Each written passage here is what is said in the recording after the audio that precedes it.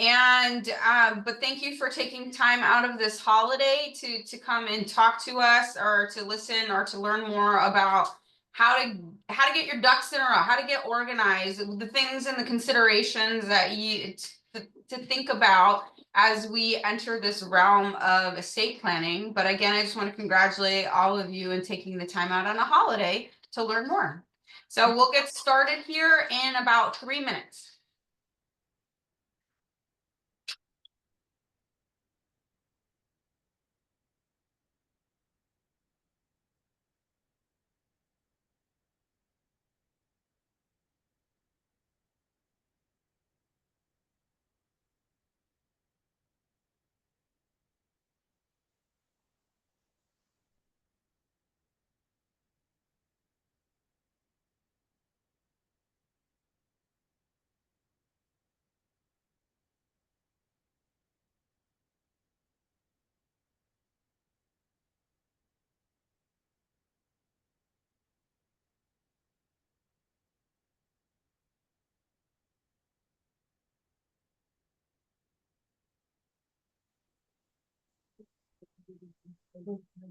Okay, Happy New Year.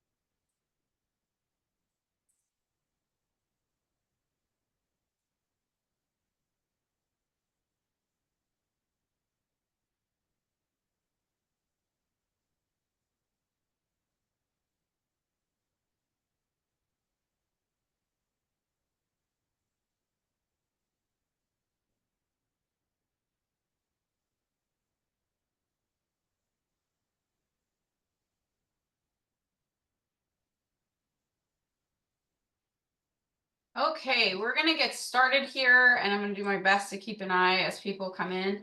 But again, thank you so much for being here on New Year's Eve before all the festivities of this evening. It really does signify to me how serious you are about this topic. I'm going to try to keep it as interesting as possible today. I know it's a holiday as well, but it's great that you guys are here and you're looking to get a jump start on the new year. There's nothing that I'm a bigger proponent of than get started early, for sure. So congratulations on being here. A bit of housekeeping. You should have all received a worksheet about an hour ago. Maybe Star, do you have a copy of it? You can stick it in the chat. We ask that you fill this out and utilize it. You can do it online, or you can use it or print it out, or whatever, however you take notes, and fill it out as we go. There's a whole section about if you're concerned about estate taxes, if you want to avoid probate, for example, if you're worried about incapacity or having a kids protection plan, those things, and you can add in your notes as well. We ask that if you can scan, email, drop it into the chat after the conclusion of the webinar. Everybody that sends it to Star, and Star can put her email in the chat as well. By the end of today, we'll send out an Amazon gift, not Amazon, I'm sorry, as a Starbucks gift card. So a coffee being on us. So keep that handy, that worksheet. If you can't find it, post in the chat and Star can get that to you as well. And then let's get started. So my name is Colleen Robinson. I am an attorney. I'm an estate planning attorney with Land and Rainwater Robinson. And who I have with me is Star Ochoa. If you could wave your hand there. She is my client service director. So any and all resources or questions that you may have about trying to find links or wanting to book appointments or whatever, Star is your person. She is in charge of the calendar and all things behind the scenes. So please utilize us both as resources here today. I have been an attorney for 15 years. This month, actually, it was on the 9th that I was admitted into the California State Bar and into the federal bar as well. It's just hard to believe it's been that long already. And where my journey has led has been a little all over the place, actually. So when I graduated in 2009, it was like the absolute worst time to be looking for a job, let alone in the legal sector. But I had worked in a family law firm, and that's divorces and custody and domestic violence and all those kinds of things. And regardless of the economy, if anything, if the economy is not doing great, family law is very busy. So unlike a lot of my classmates, I was employable and I was working. And so I've appeared all over Southern California with families in conflict. And the term of art that's used in divorce or in family law is high conflict families. And it means what you could imagine it means. Like they can't agree that the sky is blue and today is Tuesday. And what that does is it causes a lot of court and a lot of money to be spent on attorneys and a lot of conflict as well.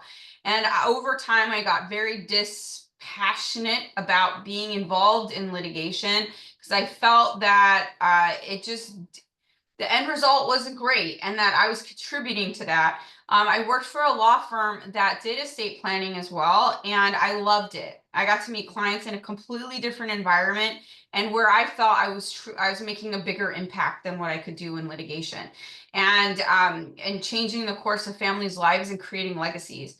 But what I realized when I was there, and we're going to talk a lot about this, was how traditional law firms work that sets families up for failure with their plans. And that has been now my new passion, is that everything that we do, that you do with our firm, is got a purpose behind it.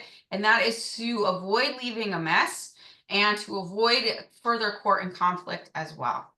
I live here in Fallbrook. I have 3 kids. They are, my oldest is 8, my youngest is 3. I have all boys. I always tell people whatever sights, sounds, and smells you think are associated with 3 boys, you are not wrong. Every surface in my house is a wrestling area.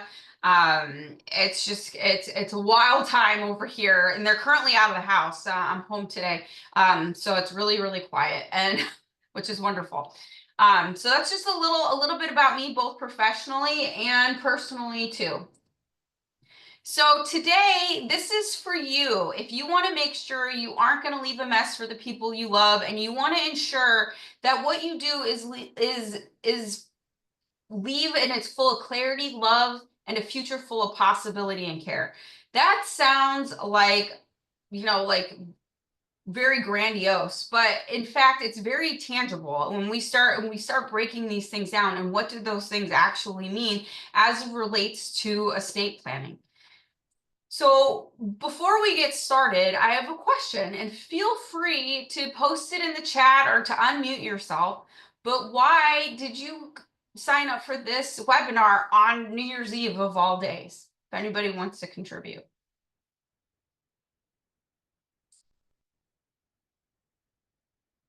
Don't be shy.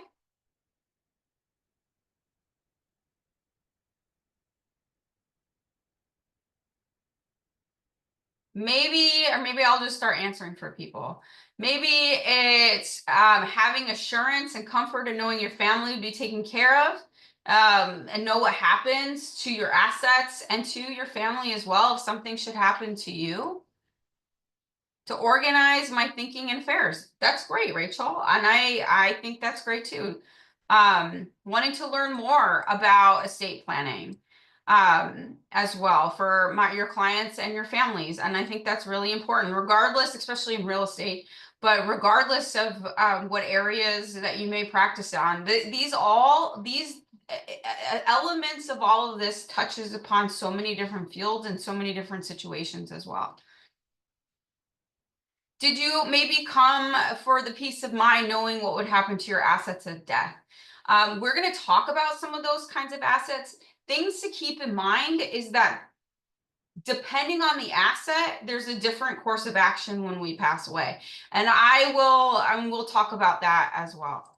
Maybe you want to find out more about estate taxes. And you might be surprised to find out California doesn't have estate taxes. I am surprised every time I say that, and it's every day that ends in Y. I wind up saying that. We're just taxed on everything else, so there is no death, inheritance, or estate tax. But there is a federal estate tax, so we'll talk about that too. Or maybe you came here today taking time out on your New Year's Eve because you want to make sure that you be taken care of in the best possible way and the best decisions would be made for you if you become incapacitated. Does everybody know what I mean by incapacitated? Because that is a word, it's a legally loaded word. And when I say legally loaded, it means it's got a lot of meaning to it. And I want to make sure you understand what incapacity means, because that's not the first time that I'm going to be referencing it. So what incapacity means is the inability to make your own financial or medical decisions. The most common two examples are, for example, I have a lot of clients, I have quite a few clients, I should say, that have children with special needs. As soon as they turn 18, they're considered adults by the law. And now their parents need court orders to be able to make their financial and medical decisions on their behalf. The other most common example is grandma with dementia or grandma with Alzheimer's. We need somebody to be able to have access to her bank accounts that she's financially taken care of because she can't do it any longer, or to make her medical decisions as well. So those are the most common situations of incapacity. Why else do we care about incapacity? Because, as this is saying, is to make sure you're taken care of in the best possible way, in the way you want to be taken care of. Is if you don't have the requisite documents and you become incapacitated, there is a process through our probate court system called living probate or conservatorship, where a court order is being made and nominating someone to take care of you in the event of your incapacity. So, and we're going to talk a little bit about how the probate system works here in Southern California and why you should have these documents. Unless you're okay with a complete stranger making these decisions on your behalf. And by the way, we only have 4 judges in both San Diego County and in Riverside County that are making these decisions on behalf of 2 entire counties. So it's a very few amount of judges that are sitting in these departments, in the probate departments, making these kinds of decisions for conservatorships. If you came here for any of those reasons, you came here for the right reasons, because today you're going to learn about what you need to have in order to have the peace of mind of knowing you made the right decisions for yourself and your family during your lifetime, so that at your incapacity or death, it will be as easy as possible for the people you love the most. But the real reason I imagine you came here today is because you really care about the people in your life. So take a moment right now and maybe write on that sheet, if you have that purple sheet that Star posted in the chat, or a piece of scrap paper, and write on there the names of the people you are doing this planning for, why you're taking this time out on this holiday when something happens. Not who you want, but who would it be on a practical level? Maybe based upon where you live, who lives near you, who would be the first on the scene if something should happen to you? So this is just getting us like thinking about the practicality of some of our decisions as well. And when we talk about minor kids and guardianship, this is really what was the pivotal question for me in making these decisions for my family. So I'll give you guys a moment to write that down, as to who would come forward to handle these things for you. And if you have if you need any clarification, just let me know. Put that in the chat as well.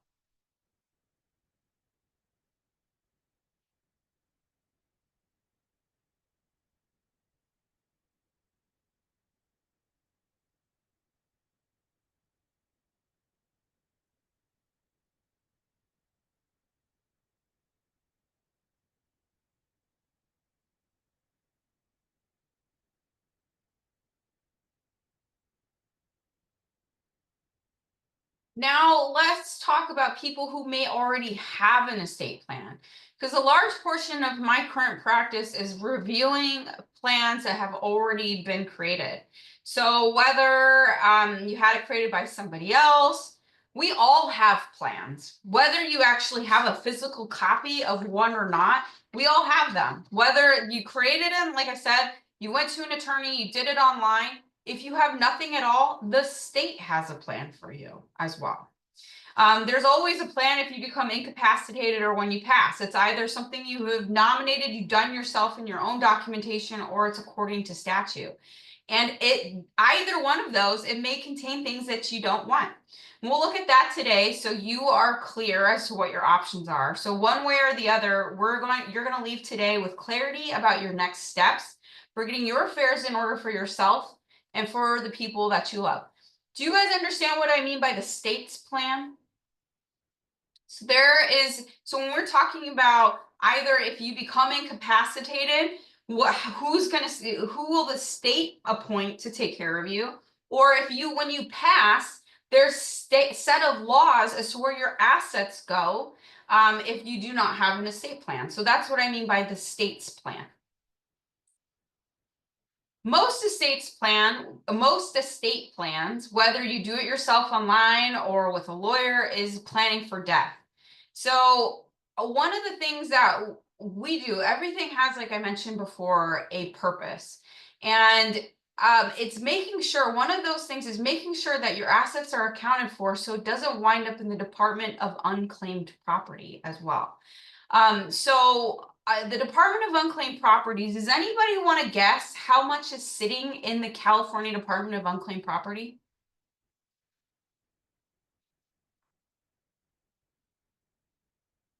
You can unmute yourself. You can throw it in the chat.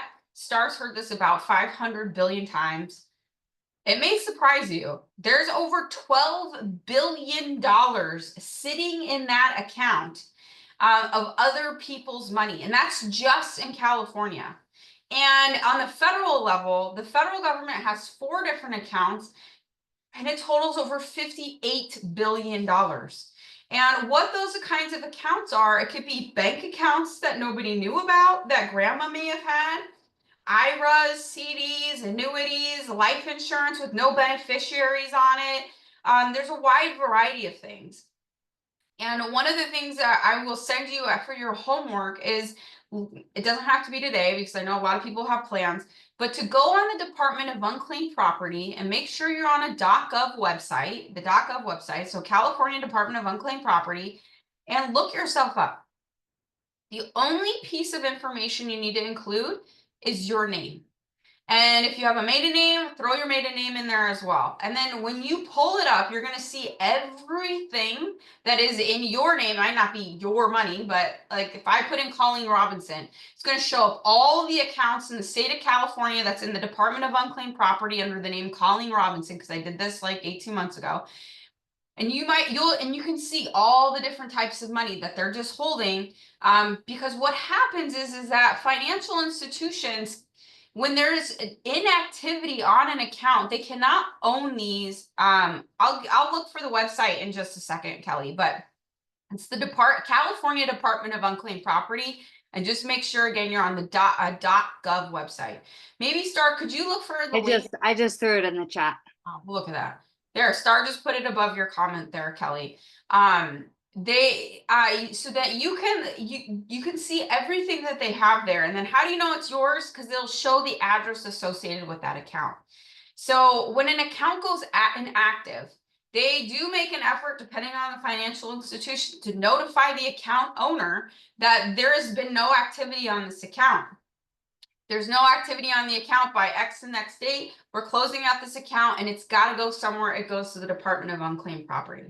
So oftentimes what I see when I review existing estate plans, there's no clear schedule, or the schedule is so old, I can tell it's old, and the assets are no longer updated. So for example, I was reviewing an estate plan as my client's mother's trust documents, and it had a schedule on it. That's a place I like to start because we can figure out where the assets are.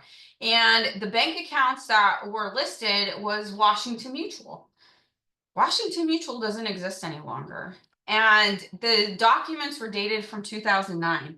And the issue then became, I asked, if I was a gambling person, which I'm not a gambling person, but if I was, I would assume these are Chase accounts because Washington Mutual is acquired by Chase. And I asked my client, do you know if your mom banked at Chase?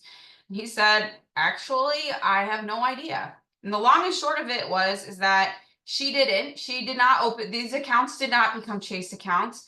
She opened up another account that was not a part of the trust account. She deposited quite a large sum of money, which is now subject to litigation in probate department involving her husband and my client's stepfather. And the most unfortunate situation about that is that had the documents just been reviewed regularly, it could have been a very simple fix. The attorney would have caught it like, oh, I see you have this new account. Is this a part of the trust? Is it supposed to be a part of the trust? And she could have, it takes an appointment very quickly. Instead is left outside of the trust, and now it's a big giant mess.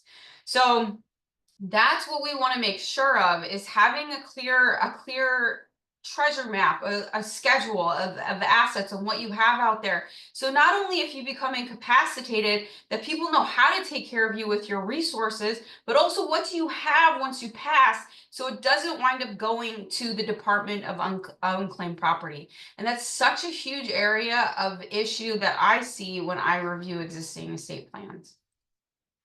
So as I mentioned before, we do this differently. It's a different experience. Our planning isn't just about what happened when we die. It's about putting together a set of documents that are going to work for you during your lifetime and care for your family once you pass too. It's getting you more financially organized than perhaps you're even aware of. I can't tell you how many times I sit down with clients and we send homework to them where they fill out what their finances are. And I would say 8 out of 10 times, just looking at it and having a conversation, I find out there's more, like 2 to 5 more accounts than what people remember, because you start like thinking about it. Or because I've been just doing this a long time, I know of other accounts because of where people work, for example, the benefits that they have, things they just didn't think about. And so it's drawing all this out and then really having this a financial picture, and then how do all of these things work in relation to into your estate plan as well. So that's what we're really striving to do, is making these empowered choices, knowing what your full financial picture is, and also your family dynamics and your goals.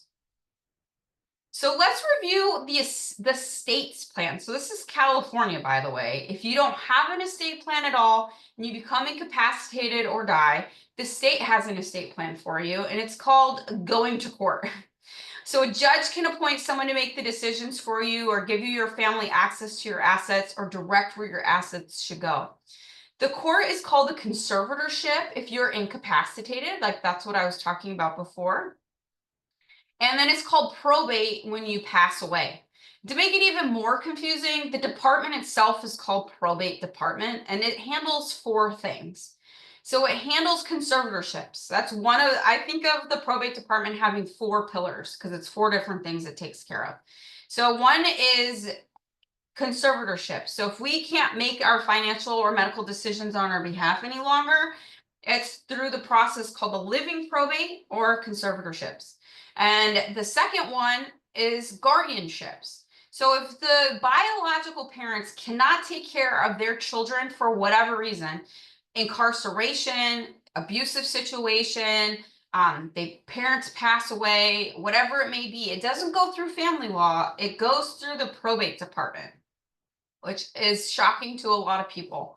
The fourth thing or the third thing that it does is estate administration. And this is if you die with or without a will, it's a court supervised process of distributing those assets. And then it also does trust administration. What I tell all of my clients is that when we talk about court, and anytime you hear the word court in any context, I'm going to make I very rarely make blanket statements, but I'm going to make a blanket statement right now. Anytime you hear the word court, what you can say in your head is the following acronym. It's cost, conflict, and delay. The cost, the cost is different when we're talking about probate court. And when I talk about probate, it's estate administration. It's expensive. Even if we have a house, just one house, and I'll give you the example of my current probate case. It's about 5% the value of the estate to go through the probate process with or without a will. The conflict can be adversarial, like we have a family fighting over how we're administrating grandma's estate, but it can also be an internal conflict. Going to court is stressful. And dealing with probate is a very technical department, meaning that if your paperwork isn't exactly how they like it, they'll just continue it for 3 or 4 months later down the road. It's extremely technical and it's an unforgiving process in that regard. And the delay, how long does this all take? In Southern California, maybe this isn't surprising, but in Southern California, it takes approximately 18 to 24 months to conclude a simple estate. And the case that I have going on right now is this is like the best way to exemplify all of this. It's in Orange County. Orange County is very similar to San Diego County and to Riverside County. There's like 4 or 5 probate judges there as well. We have one house. Nobody's in contesting anything that's getting distributed. The house, from what I've never actually seen it, but from what my client has described to me, it was bought in the 60s. It's like a little ranch home. Doesn't sound like it was ever updated. And it's selling for, I think, a little under $1 million. Grandma passed away a year ago, like almost a year ago, like last week. And before anybody gets any assets distributed, it will be 2 years since her death. So everything is sitting in an account right now, the way that it stands. It's ready to be distributed, but we're waiting for the court.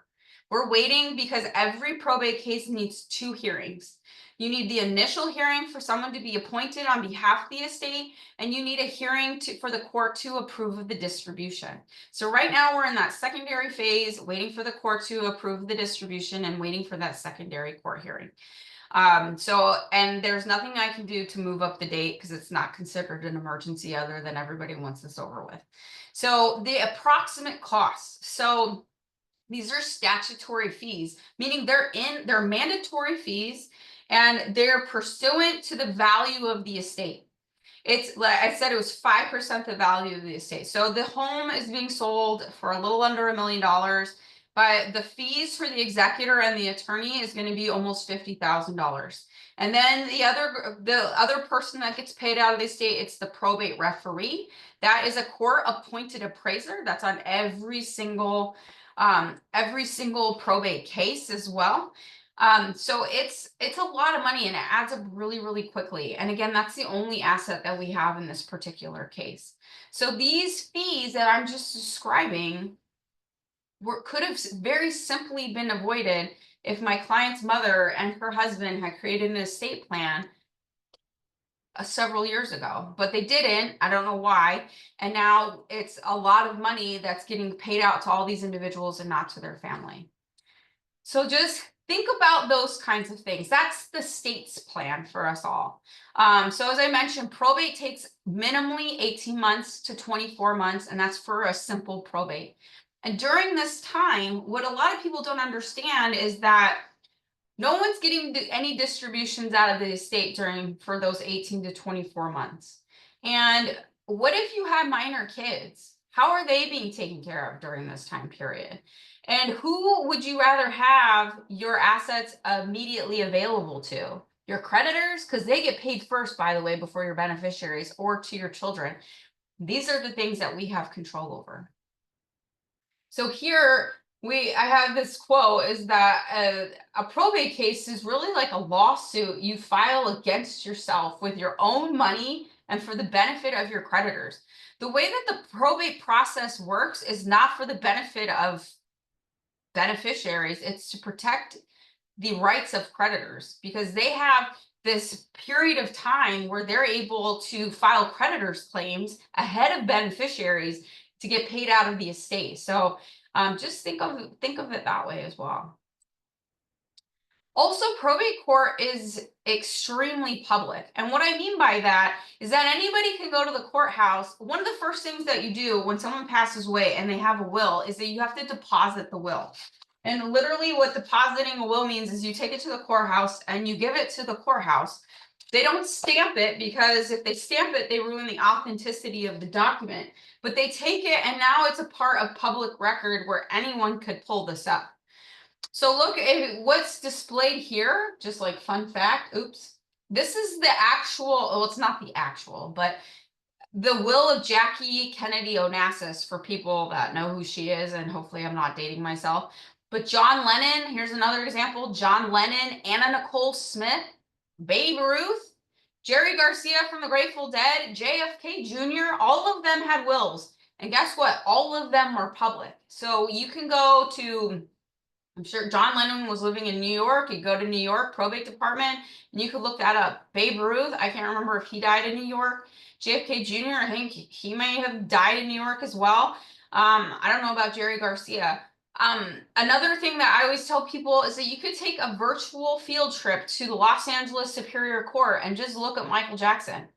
That the paperwork that has been filed in that case could fill, I'm sure, several city blocks, and it's still ongoing. Everything is public. So you want to know the value of Neverland? It's disclosed in there. Where did Michael Jackson bank? It's disclosed in there. I can't remember if it's him or Elizabeth Taylor that, or he had monkeys. Like, what was the value of his chimpanzees? Whatever it may be, that's all public record. So a will is public. It does not avoid probate court. Though, like, it's a very common misconception. Oh, I have a will, my family doesn't have to go that way. It doesn't have to go to court. The cheesiest thing that I can tell you is if there is a will, there is a probate case. A will has to be validated by a judge, and it has to be approved by a judge as well. So it goes through the exact same process, the exact same cost, and the exact same delay as having nothing at all. When a will enters probate, it puts all the creditor-predators, that's what I like to call them, out on notice that your loved ones will be receiving money. So it's not even just your own creditors, it's the creditors of your beneficiaries as well. The only plan that is private, it avoids probate, ensures your kids receive your assets when and how you want them to, and save on potential estate taxes, is a properly funded trust, but we'll talk a little bit more about that later. Now, if you want to make sure your family stays out of court, go back to that sheet, that star dropped in the box and that you are in the chat box and that you received about an hour ago, and write on there, like, I want to keep my family out of court, or I want to keep my loved ones out of court. Here is the little caveat about kids and kids inheriting. So this applies to your own children or grandkids as well. Is that if you don't have this structured in a specific way, they could be inheriting assets at 18 years old. Just outright without any strings attached. Now, I can give you an example. A mentor of mine, she shares this about her ex-husband, is that he received an inheritance of $50,000 at 18 and another $150,000 when he was 21. And this was a long time ago. This was like 30 years ago. What that effect had on him was that he didn't wind up going to college and didn't graduate from college until he was over 30 years old. And so he never had to learn how to take care of himself financially. So if you have minor kids, either at home or as grandkids, and you want to make sure they're not receiving what you're leaving behind at the age of 18, mark that on your sheet too. I need to make sure my kids or my grandkids don't inherit at the age of 18 years old. I could imagine the decisions I would have made if I received even $50,000 at 18, $150,000. Like, I probably wouldn't be sitting here today, and not like I'd have all this money, but because I probably would have delayed going to school, certainly not going to law school until I was much older too. So one last thought about that, you may want to ensure that your kids receive their inheritance protected from lawsuits, creditors, and even future divorce. I do a lot of counseling with clients and their kids as well about how or things to think about when they receive their separate property as well. So when my mentor, the one I was just telling you about, she's had all these life experiences that have now become lessons for a lot of people, but when she got married, her dad left her $50,000 and it just came outright to her. Even as an attorney, like, she didn't think about it and she didn't know how to keep it separate. And when she got divorced, because she didn't keep it separate, her husband effectively got half of it as well. So there's a way to make sure that our inheritance, when they go to our kids, stays with our children and not being subject to divorce if they got divorced later.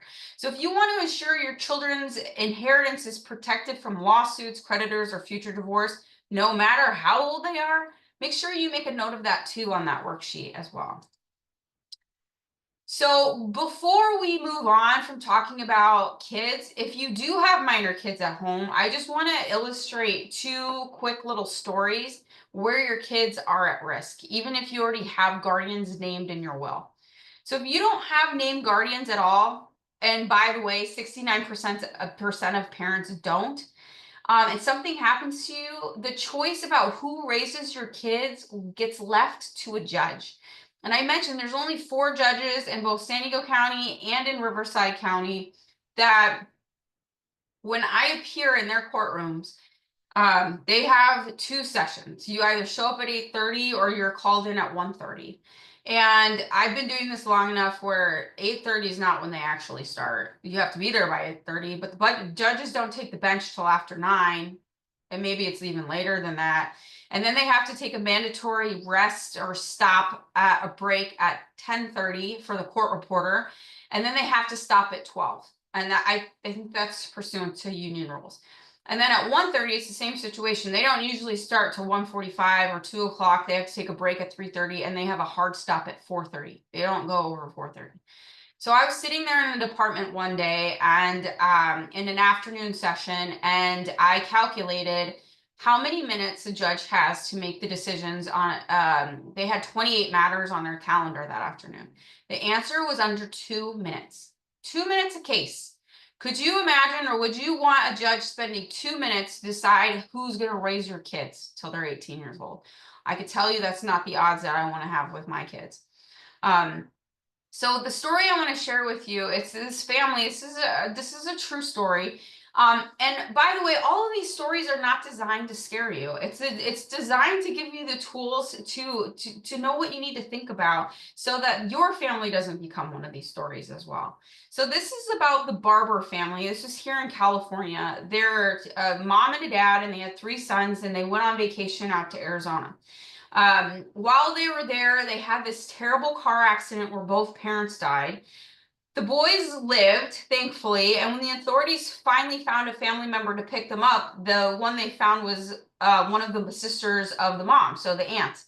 And that sister decided she should get custody of the kids and their money. And what she did was withheld them from their other family members.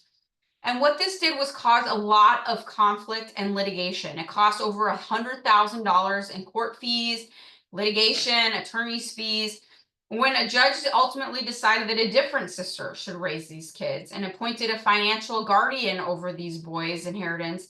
And which then requires somebody to monitor the money, and they were getting paid per hour to do it. And then whatever is left over, those boys would receive it outright at 18 years old.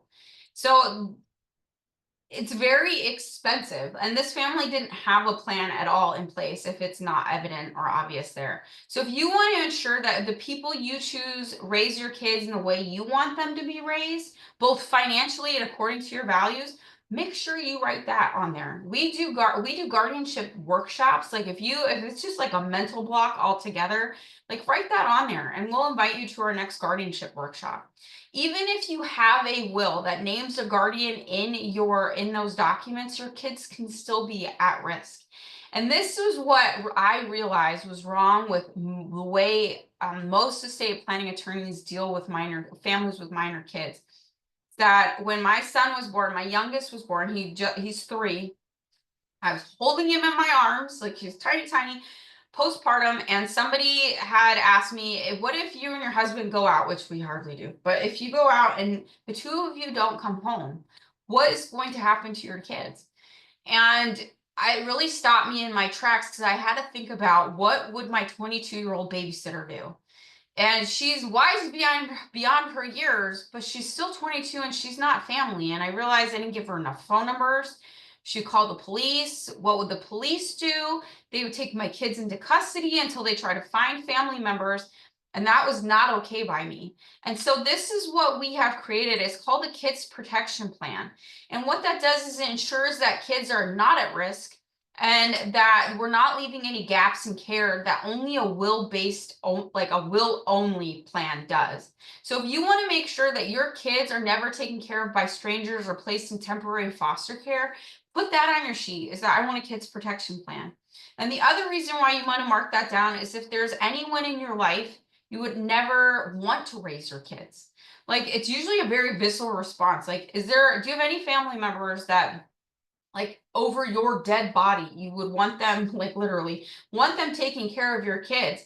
We do confidential guardianship exclusions, because how is a judge supposed to know that you fundamentally disagree with everything your brother does, or whatever it may be, or that behind closed doors that so and so is, abusive, or whatever it may be, or their values just aren't in alignment with yours. So we're providing that extra level of information to a judge should it ever be necessary.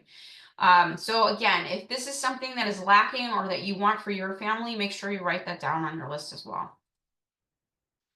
So now we've talked about what would happen to kids if you have minor kids, and to your financial assets if you become incapacitated to your lifetime or when you die. But what about what happens to you if you become incapacitated? So this is like the most benchmark story is the Terry Schiavo case that was out of Florida. Do you guys remember this? This was back in the 90s. And when she passed away, it was in 2005. Does anybody recall this, her and her situation and what it was about? If you do, go ahead and say, like, I remember, in the chat. So her situation was, she suffered a cardiac arrest, and she was like relatively young. Rachel remembers. She was relatively young. She had a cardiac arrest, which resulted in this was in 1990, so these dates are important. Severe brain damage, leaving her in a persistent vegetative state. What happened from there was this immense legal battle between her husband, Michael, who sought to remove her feeding tube, and her parents, who wanted to keep her alive, arguing she might recover. So, like, on life support and a feeding tube. The case became natural controversy involving both state and federal courts, as well as political and public debates about end of life decisions and the right to die. Yeah, it was a very sad case star. After years of litigation, her feeding tube was removed in 2005. That's 15 years later, and she passed away on March of that year. This could have been avoided. Her situation could have been avoided by very simple documents, and that's an advanced healthcare directive that many of you maybe have executed, but I can guarantee that they could be out to date, or you haven't even really looked at it, or maybe your preferences have changed.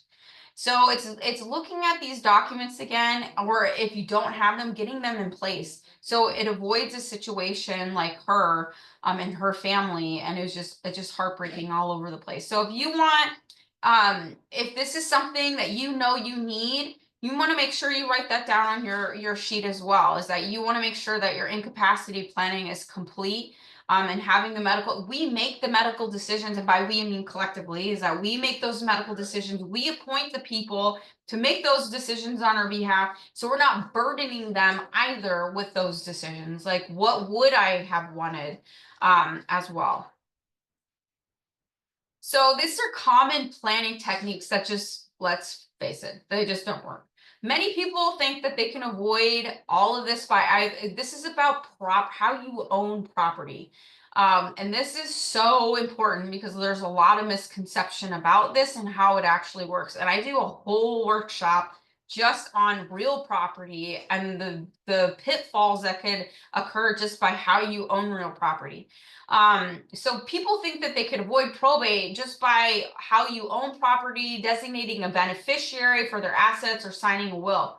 Joint ownership does have a lot of problems. If you remember when you were in escrow on your home, you probably remember, or maybe you don't, that the escrow agent asked you, like, how do you want to take title to your new house?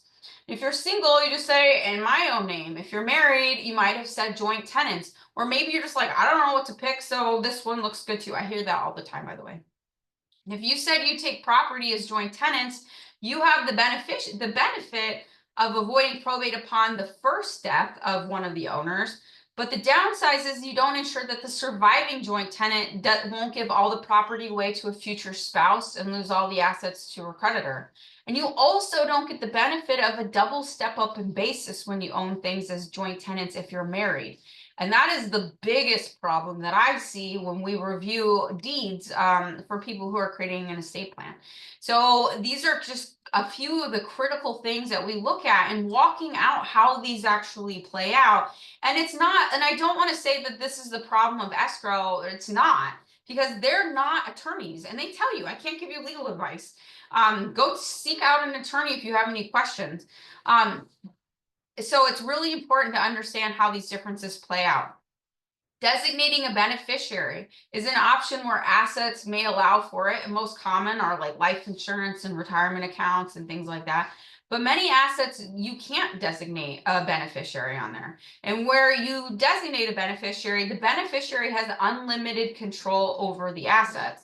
And worst of all, naming a minor. I see this all the time. A minor as a beneficiary ensures that normally non-probatable assets that would skip probate wind up in probate court. So what do I mean by that? Life insurance is anything with a beneficiary designation, life insurance, 401ks, Roth IRAs, investment accounts. As long as they have a beneficiary on there, they skip probate because the financial institution just pays out to whoever's the beneficiary. Now, what I see very common is that parents put their minor kids as the beneficiaries. Well, guess what? Minor kids can't inherit. So it's opening up that other kind of probate case on behalf of kids. It's a guardianship, a financial guardianship for kids. So what was once considered a non-probatable asset winds up becoming probatable because most people don't know that. So as we already talked about, signing a will doesn't necessarily work either. Why? Because if they have beneficiary designations, or depending on how you own an asset, the will or a trust does not matter. And this is where it's really crucial to have a conversation, especially with an estate planning attorney, and understanding how all of these things work together. Beneficiary designations and joint ownership will trump your estate plan. So I'll say that one more time. They won't even look at your estate plan if there's beneficiaries on there or if you own it as like joint tenants, because it doesn't matter. So I'll give you an example. So this was a long time ago too. This is over 13 years ago. When I worked at a family law case, our family law firm, we had when I started working there, this is the tail end of this case. And the divorce had already been finalized. We represented the husband, and he got sick right after his divorce. And he executed what's called like a deathbed will or trust, just meaning that he executed it when he knew he was dying and he was in the hospital. And in his will or trust, and I'm going to tell you why I don't know which one it was because it didn't matter. He said all my assets to my adult sons, my brother to be my executor or my successor trustee. One of the assets that he had was his life insurance. And it was, I forget how much it was. It doesn't matter either. And so when he passed away, the brother called the life insurance company to collect it on behalf of his nephews. And they told him, the life insurance company said, well, the money has already been paid out. I'm sorry. And they're like, to whom? It's like, to the ex-wife, and insert her name. And he's like, how is that possible? Because your brother never updated the beneficiary designation. And if it meant enough to him that she was not to receive it, he would have updated that beneficiary designation. Didn't matter that he was awarded the policy and the judgment. Didn't matter that he had a trust or a will where his kids were the beneficiary.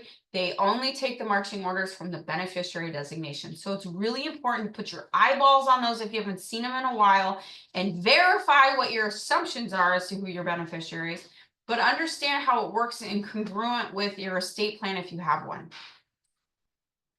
The only way to keep your family out of court, either in the event of your death or incapacity, is to have a fully funded living trust. This means that you've got a trust prepared that is properly custom drafted for your family to say exactly what you want to happen to your assets in the event of your incapacity and death. A trust does both. It has incapacity planning in it, as well as what happens to your assets once you pass away as well. And then the most second equally crucial part is like, how are your assets owned? If you already have a trust, chances are it has not been, if it hasn't been updated in the last 3 years, it's likely out of date, and your life has changed, your assets have changed, your job has changed, and the law has also changed.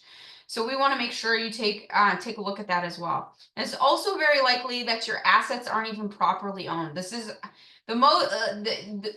I was consulting with this gentleman, I don't know, it's a couple months now, and he brought in his trust, and it's in this very fancy binder, and we go and we talk about it, and then we talk about his assets. None of his assets are in his trust, not even his real estate. So he has this pretty binder that does, or portfolio, I should say, that does absolutely nothing at all, because it's an empty trust. There's no assets. It's not even a valid trust because it doesn't own anything. So it's a big problem as well. So it's making sure, and this is really what is different about our firm, is that we don't just generate documents, we generate documents with the support as well to make sure everything is where it's supposed to be. And we do that through education, we do that through checklists, and I have a funding coordinator, and we do annual reviews every 3 years, or on our membership program every year. Some people want the additional support, and we're looking at it, making sure that it doesn't get outdated. So it's critically important. Otherwise, it's an expensive set of paper that does absolutely nothing at all when you need it the most. So who else wants to protect their inheritance completely? When you create a trust, you get to decide how to distribute your assets to whomever. It doesn't have to be family, it can be whomever you want, charity. They don't just receive assets at 18, but instead, according to the schedule you determine. And there's a lot of different possibilities, more than people realize. And when we sit down and talk about what are your goals and your family, and how you envision them receiving assets. Most trusts distribute assets to their beneficiaries. I call it in ages and stages. So over a period of time, like for example, 1/3 at 25, 1/2 at 30, and the remaining balance at 35. I see that very commonly as well, or half upon graduation from college and the balance upon graduation to graduate, or graduation, or from graduation from graduate school. So it just depends on what your goals are, and how are we going to qualify that as well.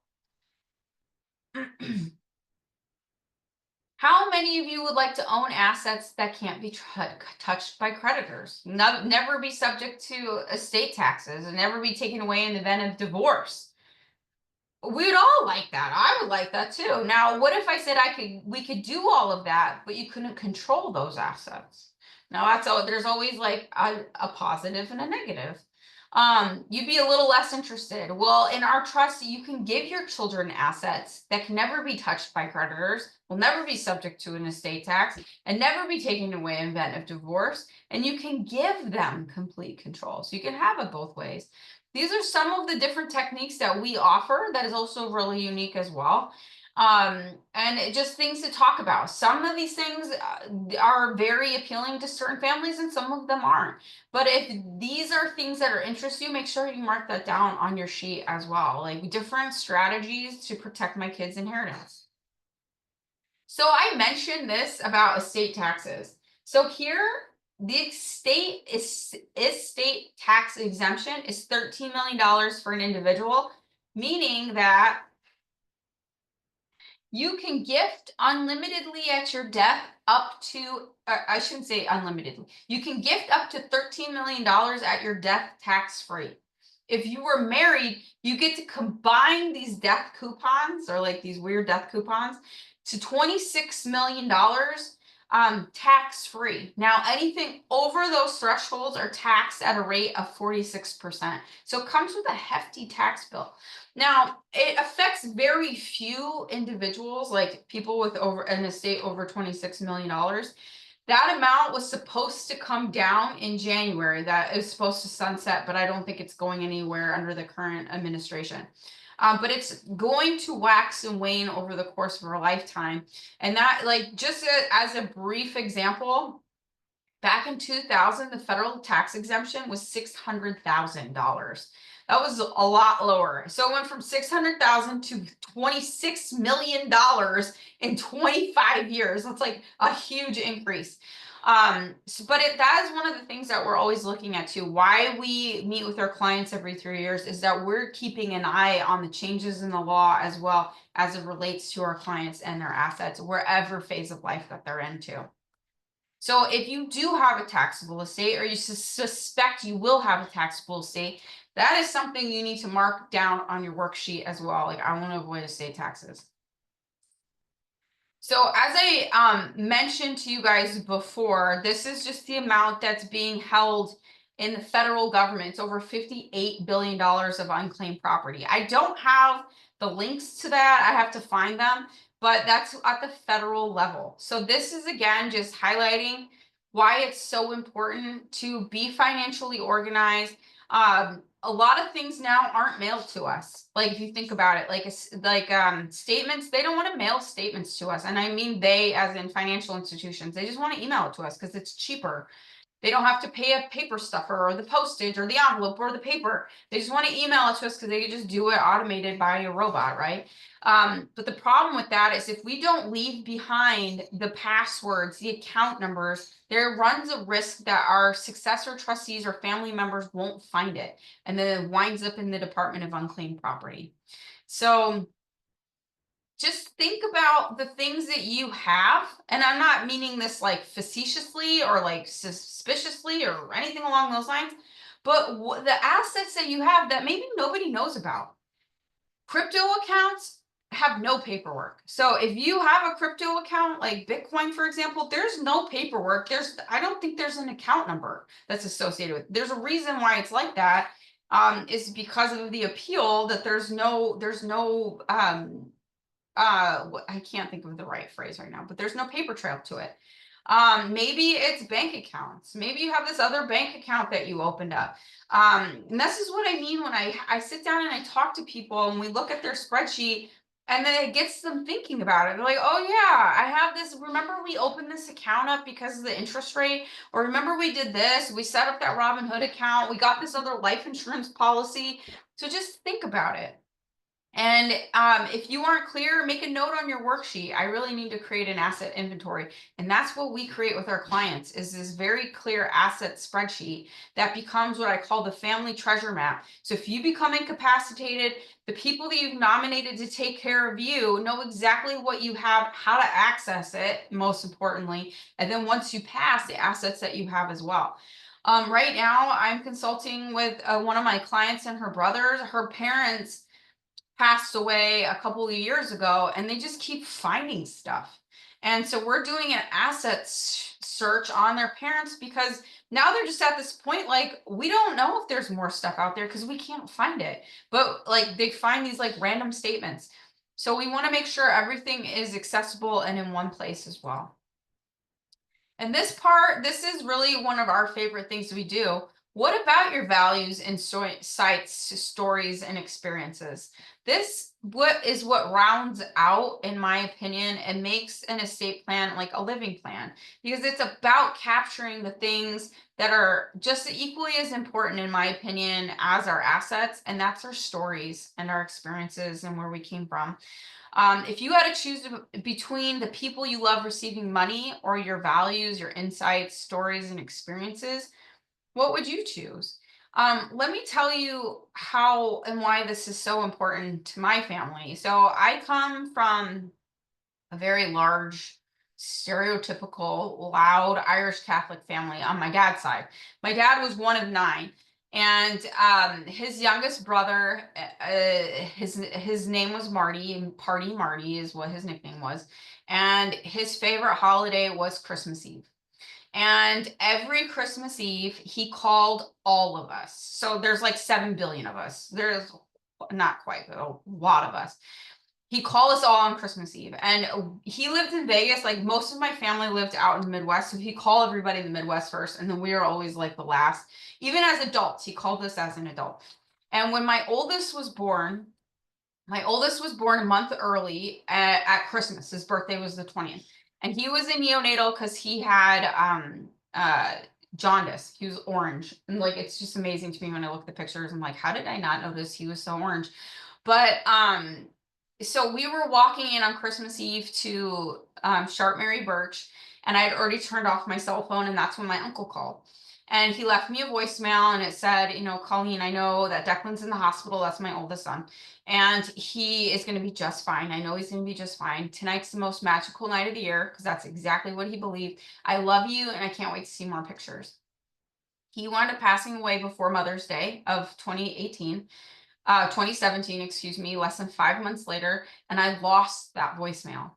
And I can't tell you how much it would mean to me to hear the sound of his voice, coupled with the fact of being a mom for 5 days and also his favorite holiday.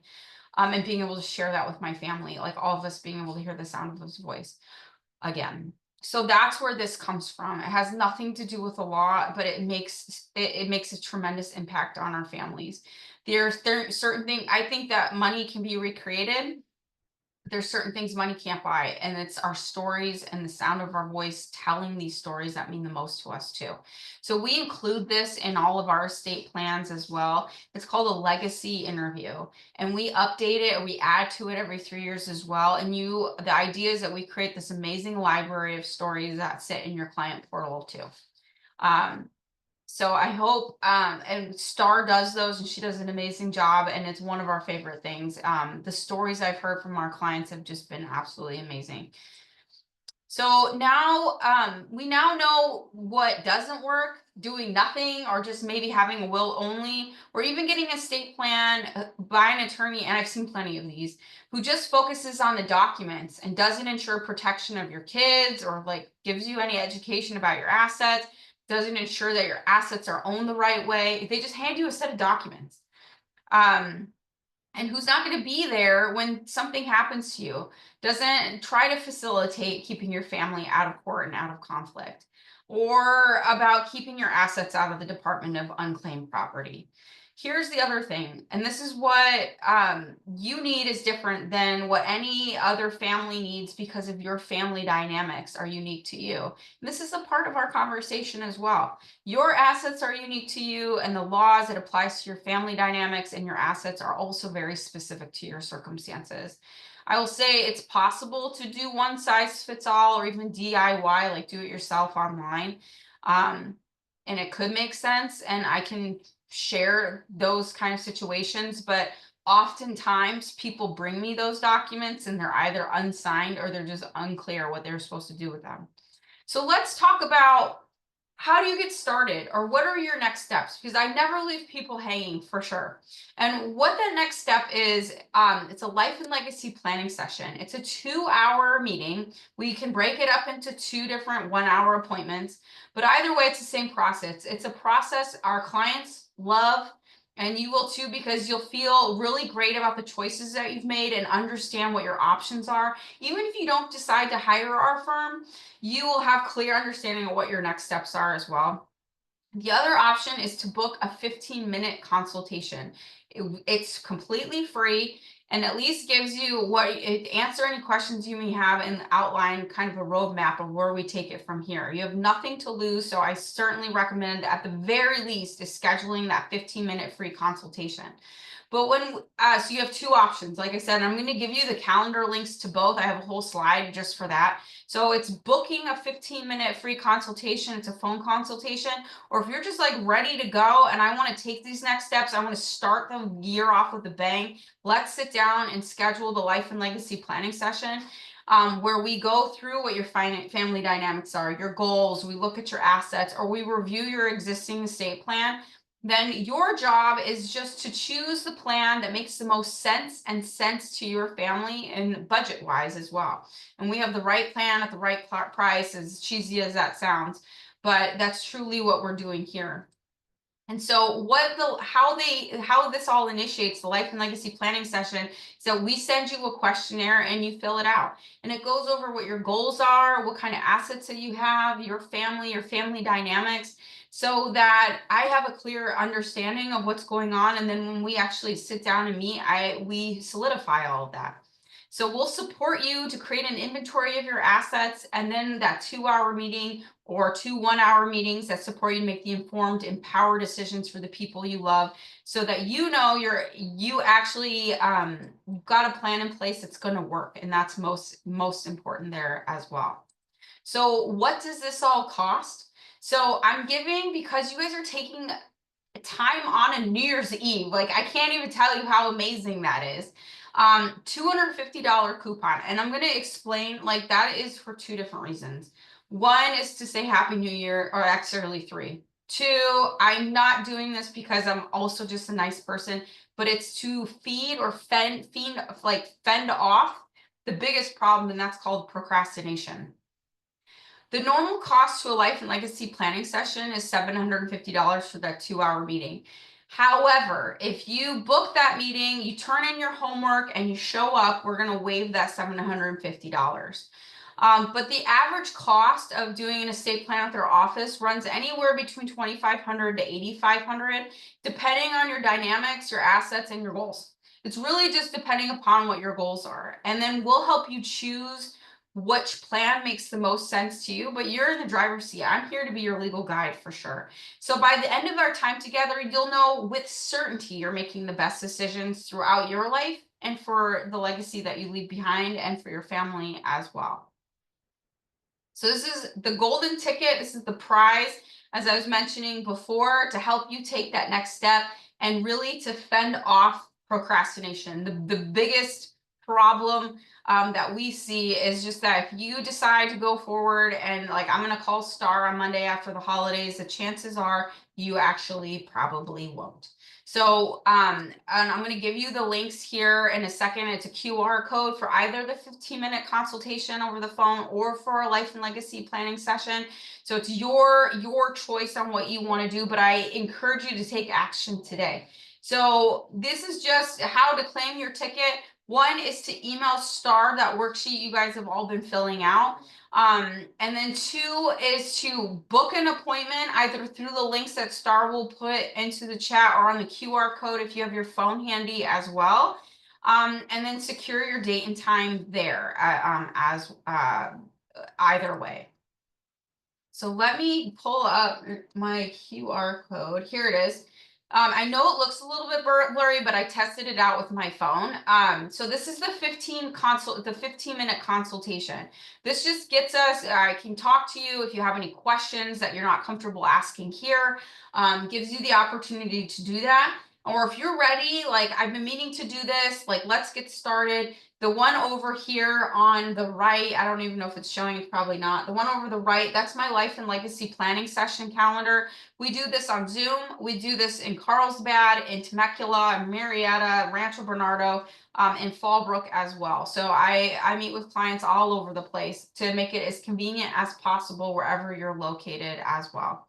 So I just want to thank you again for taking time out of your day to, I'm just going to leave this up here in case you need to,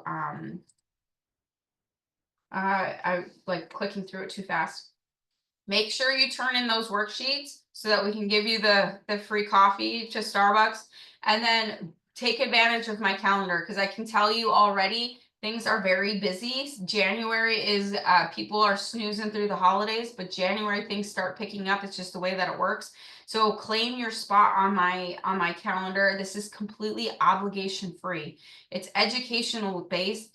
So you know exactly what you and your family needs, regardless of whether or not you choose to hire my firm.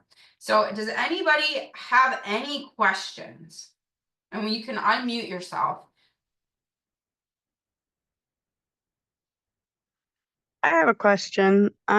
I was a couple minutes late because I didn't realize the time signing on. Where was that worksheet at that you're talking about? It is in the chat, actually. If you scroll all the way up at the top, it says purple worksheet. It's not purple. It's just an internal name for it. But it's not purple. It's just it's a regular document. That's where it is. So let me know if you scroll. You might not, I don't know if you can see it or not because you signed on later. Star, can you? Yeah, I don't see that, so that's why I was asking. Yeah, Star, we'll put that back in I'll put chat. it in. Thank you. Anybody else have any questions? And there's no such thing as a dumb question because I've heard them all. So I pinky promise.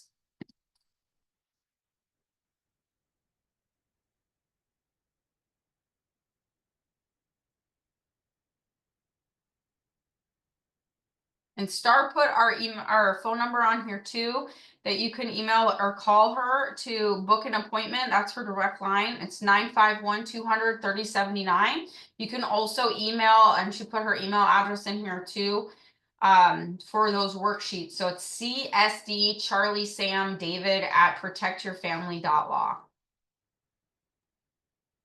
And then we did record this as well. So I will be sending that out to everybody by the end of the week, because we are closed tomorrow for the holiday, but you'll get that by the end of the week and you can share that and rewatch it if you have other questions. We'd love to help. Or if you need any other resources on any other topics, let us know. Our website is actually a great resource. We have blogs that are posted every week on various topics that are like, even they're not all estate planning specific. They're estate planning adjacent, but they're still really helpful. And Star put the website in the chat too. But we're always posting on our social media topics every day, actually, and then once a week we put a new blog on our website as well, about all kinds of things. And Star like comes up with great content, all the celeb gossip, all that kind of stuff as it relates to estate planning. Not like, it's not TMZ. Well, if nobody else has any questions, I really appreciate the time you took here today to become more educated and getting a jump start on the new year. I hope to meet you guys in the future. If you have any questions, please do not hesitate to contact our office, and have a very happy, healthy, and prosperous new year.